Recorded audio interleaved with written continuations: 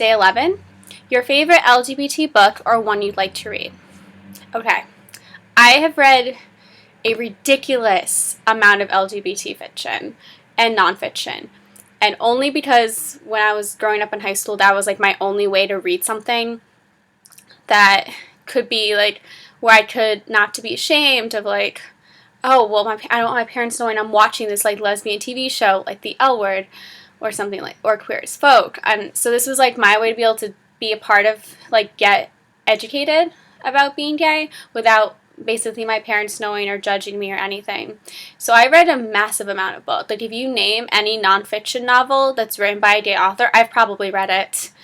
And my all-time favorite book, most helpful, that I recommend to every single person who's part of the LGBT community and their parents, is Love, Ellen by Betty DeGeneres, which is written by Ellen DeGeneres, the comedian's mother, and it is about Ellen coming out from the point of view of her mom and her mom's process to accepting her daughter. And then there is a little bit about Ellen's process as well, and Ellen coming out to the media and all of that. But, like, honestly, it's written from the point of view of her mother. It's about how her mother feels about the entire process and how the transformation her mother makes. And it is amazing. When I, like, say this book is amazing, like, I can't describe to you how great it is. I read it, cried so much throughout it. And it's not just because, like, I could relate to Ellen and her like struggles. It was because for once I understood what my parents were going through when I came out to them. And I mean, even when I came out, I was like, I don't understand why you guys are mad about this. Like, I'm the one who has to deal with the fact that I'm not what society wants me to be. I'm the one that's different. And what you don't realize is the struggle your parents go through as well. And that's what reading this book, like, made me realize in detail what they were thinking. I gave my parents the book after I was done, like, literally 20 minutes after I finished. I walked upstairs and handed the book to my mom and said, you need to read this. And she's loved it. My dad actually read it, and he does not read books at all. Like, I even got him to read it. Like, that is how big this is. Your favorite LGBT movie or one you'd like to see? So, I have a lot. So I'm going to give you, like, my tops and then other ones I really like that I think everyone should watch. And my favorite all-time LGBT movie as of right now is High Art. And for those who don't know what that is, it takes place in New York City, and it is about a young woman who, at the beginning of the movie, lives with her boyfriend, does not think she's gay, and she works for photography magazine. And one night while she's taking a bath, she realizes that there's a leak, sorry, I can't talk, coming from the ceiling, and decides to go up to the apartment above hers to check it out. And she meets this lesbian photographer who is incredible. Her work is really great. And the whole movie is like them falling in love, basically. The photography in the movie is based off Nan Goldin, and the movie is kind of loosely based off her life. And Nan Goldin is one of my all-time favorite photographers ever. Like, I can't not look at a print of hers and not stare at it for forever. So that's why I originally watched the movie, not because of the lesbian factors, because it was about Nan Goldin and so loosely based on her life. So I was like, I need to watch this movie. End of story. I do enjoy Rent. That was like my movie that made me realize I was gay, so it does, like, hold really special place in me. And I love Idina Menzel, and I love Tracy Toms and Adam Pascal, Anthony Rapp, Jesse L. Martin, and basically the entire cast. So I really do like that movie. I think the version that was filmed live on Broadway is better than the movie. I am a huge fan of the Broadway version of Rent. I am a fan of the movie version, but the Broadway version, that is where it's at. Best, way better than the movie. I enjoy Mango Kiss. It's kind of like those sweet, funny, romantic comedy lesbian movies that you just love.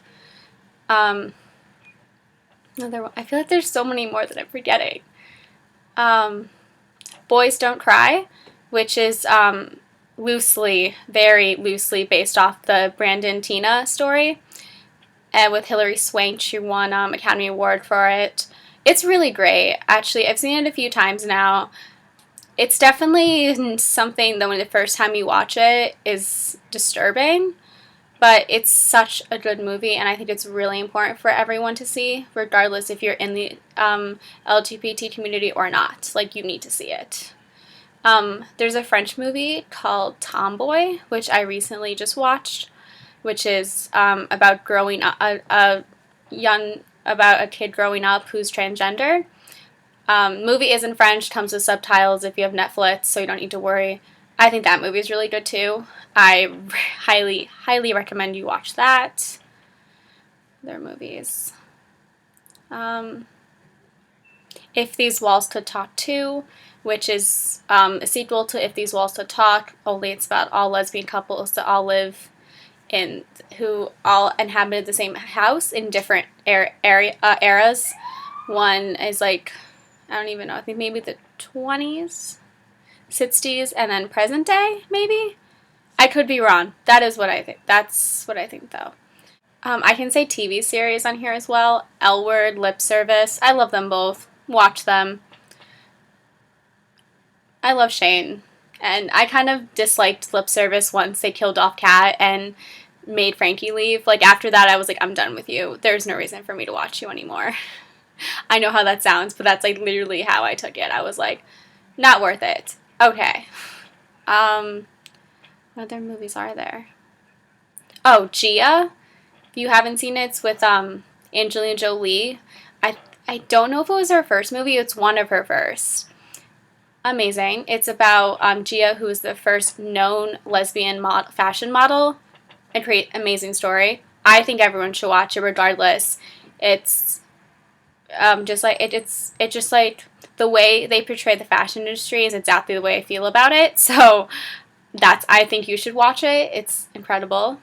Go ahead, watch that. Oh, wow, I just remembered. Heavenly Creatures. Okay, a lot of people are going to be like, well, that's not really a lesbian movie. Fuck it. It's a lesbian movie.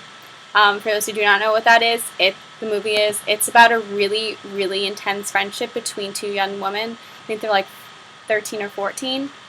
Amazing. The opening is the best opening for a movie I've ever seen.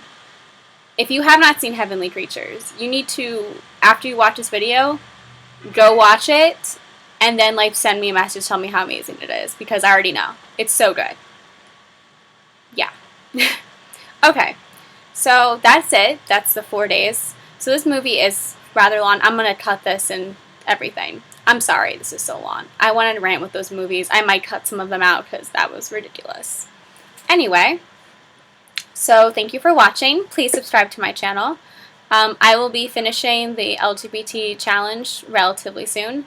And then I'm going to be kind of just like talking about some stuff. I'm going to get into a little bit of makeup because I am really obsessed with makeup. So this won't turn into like one of those beauty guru blogs because I want it to be kind of like LGBT themed and makeup themed and genderqueer and basically everything. I'm going to probably do some rant videos too. So, please subscribe to my channel. I put out videos at least once a week, probably more. But it'd be awesome if you like did subscribe. There's a button that's over there, right there. Please press it. Thank you so much. And I'll talk to you guys soon. Bye!